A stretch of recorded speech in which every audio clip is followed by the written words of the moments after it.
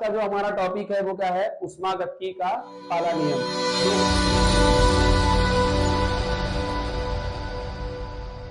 जो ऊष्मागतिकी चैप्टर में कक्षा 11वीं के ऊष्मागतिकी चैप्टर में महत्वपूर्ण टॉपिक है।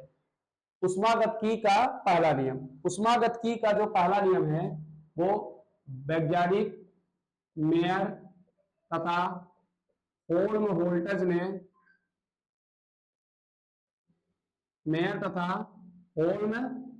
ने इस नियम का क्या किया, प्रतिपादन किया। ऊष्मागतिकी का जो पहला नियम है वो किसने प्रतिपादन किया, मेयर तथा होल्महोल्ट्ज ने प्रतिपादन किया। ये जो नियम है, इस नियम के लिए सबसे पहले हम क्या ले लें, तंत्र ले लें, निकाय ले लें या पात्र ले लें, या तो इसको बोलते हैं सिस्टम ले लें।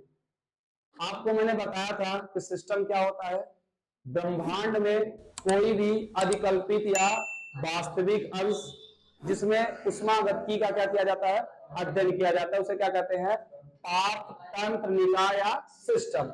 एक ऐसा सिस्टम आपका ओपन सिस्टम है। क्या है बच्चों, ओपन सिस्टम। ठीक है, हमने ले लिया ओपन सिस्टम जिसमें क्या होता है, द्रव्य का भी आदान प्रदान होता है और ऊष्मा का भी या ऊर्जा का भी।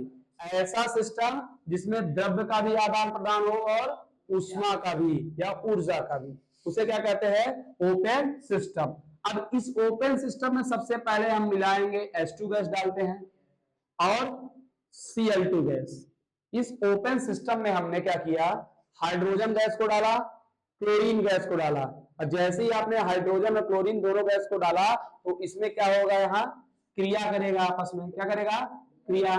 और जब क्रिया करेगा तो जो हाइड्रोजन के पास एनर्जी होगी, जो क्लोरीन के पास एनर्जी होगी, वो उत्पाद के रूप में कहां मिलेगी, HCl के पास। किसके पास, HCl के पास। ये हमारी जो प्रक्रिया है, इस प्रक्रिया का तात्पर्य ये निकलता है कि जो हाइड्रोजन और क्लोरीन के पास एनर्जी थी वो एनर्जी नष्ट नहीं हो रही है, बल्कि क्या हो रही है, उत्पाद के रूप में निर्माण हो रही है, उत्पाद के रूप में प्राप्त हो रही है। ना तो हम उत्पाद में एनर्जी बना रहे हैं, उत्पाद में एनर्जी का निर्माण नहीं कर रहे हैं, और ना ही यहाँ नष्ट कर रहे हैं। अभिकारक में ना ही तो ऊर्जा का नष्ट हो रहा है और ना ही उत्पाद में ऊर्जा का निर्माण हो रहा है, बल्कि एक रूप से दूसरे रूप में क्या हो रहा है, परिवर्तित हो रहा है। हाइड्रोजन के पास जो ऊर्जा थी, क्लोरीन के पास जो ऊर्जा थी, वो ऊर्जा मिलकर हाइड्रोक्लोरिक अम्ल या HCl के पास क्या हो रही है, प्राप्त हो रही है। मतलब एक रूप से हमने क्या किया, दूसरे रूप में परिवर्तित किया। तब मेयर तथा होल्महोल्ट्ज ने इस प्रयोग से ये तात्पर्य निकाला कि ऊर्जा को ना तो नष्ट किया जा सकता है, ना ही निर्माण किया जा सकता है, बल्कि इसे एक रूप से दूसरे रूप में परिवर्तित या रूपांतरित किया जा सकता है। इस नियम की पुष्टि के लिए उन्होंने बहुत सारे उदाहरण दिए। ये नियम जो है बहुत ही महत्वपूर्ण है क्योंकि ऊष्मागतिकी से संबंधित है और ऊष्मागतिकी के अध्ययन से संबंधित है। मेयर तथा होल्महोल्ट्ज जो है, इसका तात्पर्य ये निकाले कि ऊर्जा को ना तो नष्ट किया जा सकता है और ना ही निर्माण किया जा सकता है, बल्कि इसे एक रूप से दूसरे रूप में क्या किया जा सकता है, परिवर्तित किया जा सकता है। इस नियम को ऊर्जा संरक्षण का नियम भी कहते हैं। क्या कहते हैं, ऊर्जा संरक्षण का नियम। ये जो ऊष्मागतिकी का पहला नियम है, इस नियम को क्या कहा जा सकता है, ऊर्जा संरक्षण का नियम। अब इस नियम की पुष्टि के लिए उन्होंने सबसे पहली बात बताई कि ऐसी कोई मशीन नहीं है जो बिना ऊर्जा की चलती हो। ऐसी कोई मशीन नहीं है जो बिना ऊर्जा की चलती हो। तब हम सबसे पहले क्या किए, एक मशीन लिए। जैसे मान लीजिए हम मशीन ले लेते हैं जनरेटर, ठीक है। अब इस जनरेटर को हमने सोचा कि बिना ऊर्जा की सहायता से चलाएं, तो नहीं चला। जब जैसे ही हमने क्या डाला, ईंधन के रूप में पेट्रोल डाला, डीजल डाला, जैसे ही डीजल दिया जनरेटर को तो जनरेटर चलने लगा और बिजली उत्पन्न हुई। तो मुझे लगा कि बिल्कुल सही बात बोले कि ऐसी कोई मशीन ही नहीं है जो बिना ऊर्जा की चलती हो और जैसे ही मशीन को ऊर्जा प्रदान होता है वो क्या करती है, कार्य करती है। क्या करती है, कार्य। जैसे ही मशीन को हमने ईंधन दिया, डीजल दिया, तो वो मशीन क्या होने लगी, कार्य करने लगी। जैसे ही हम जनरेटर को क्या दिया, हमने ईंधन के रूप में ऊर्जा दी, तो वो क्या करनी, मशीन कार्य करने लगी। कहने का तात्पर्य ये कि जो ईंधन में ऊर्जा थी वो ऊर्जा नष्ट नहीं हुई, जो ईंधन में ऊर्जा थी वो ऊर्जा नष्ट नहीं हुई, बल्कि विद्युत के रूप में क्या हुई, वो रूपांतरित हो गई, परिवर्तित हो गई।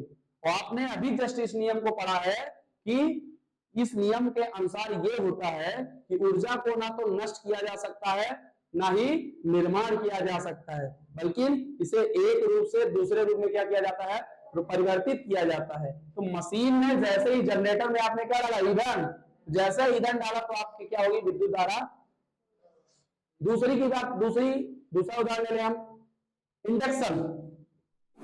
आजकल इंडक्शन का बहुत ज्यादा उपयोग हो रहा है।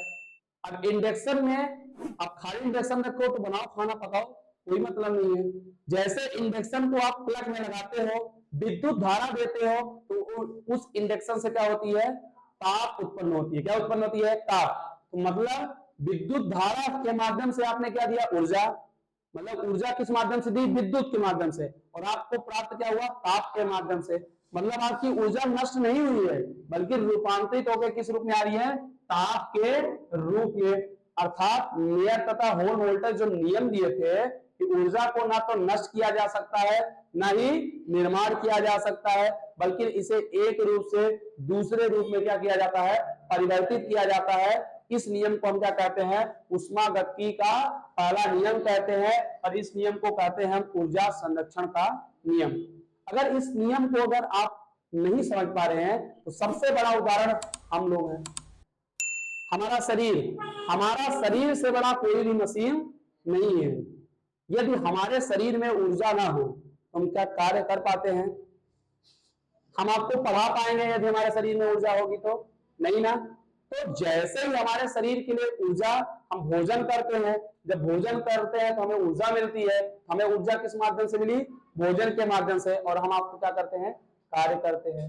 तो कहने का तात्पर्य यह है कि ऊर्जा को ना तो नष्ट किया जा सकता है, ना ही निर्माण किया जा सकता है, बल्कि इसे एक रूप से दूसरे रूप में क्या किया जाता है, परिवर्तित किया जाता है। इसे ऊष्मागतिकी का क्या कहते हैं, पहला नियम कहते हैं। और ये नियम क्या है, ऊर्जा संरक्षण का नियम है। और इस नियम की पुष्टि में मेयर तथा होल वोल्टेज ने बताया कि ऐसी कोई मशीन ही नहीं है, ऐसी कोई मशीन नहीं है जो बिना ऊर्जा की चलती है।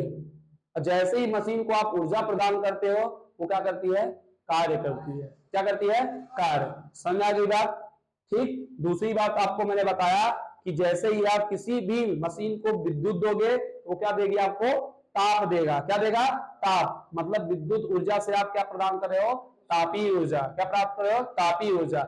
मतलब आपकी ऊर्जा नष्ट नहीं हो रही है, बल्कि एक रूप से दूसरे रूप में परिवर्तित हो रही है। बन जाएगा। अगर आप नोट सपाटा में देखेंगे तो सबसे बड़ी बात सबसे पहले लिखेंगे, मेयर तथा होल वोल्टेज ने इस नियम का प्रतिपादन किया और बताया कि ये जो नियम है, इस नियम को क्या कहते हैं हम, ऊष्मागतिकी का पहला नियम। इस नियमानुसार ऊर्जा को ना तो नष्ट किया जा सकता है, ना ही निर्माण किया जा सकता है, बल्कि इसे एक रूप से दूसरे रूप में परिवर्तित किया जा सकता है। इस नियम को ऊष्मागतिकी का पहला नियम कहते हैं, और इसी नियम को हम कहते हैं ऊर्जा संरक्षण का नियम। और ऊष्मागतिकी के नियम की पुष्टि में पहला नंबर आप लिखेंगे, ऐसी कोई भी मशीन नहीं है जो बिना ऊर्जा की चलती हो। और जैसे ही मशीन को ऊर्जा प्रदान करते हैं तो क्या करने लगता है, कार्य करने लगती है। ठीक है। दूसरा आप नियम की पुष्टि करेंगे कि किसी भी मशीन को आप विद्युत प्रदान कीजिए तो वो आपको क्या देता है, ताप देता है। क्या देता है, ताप। ठीक है।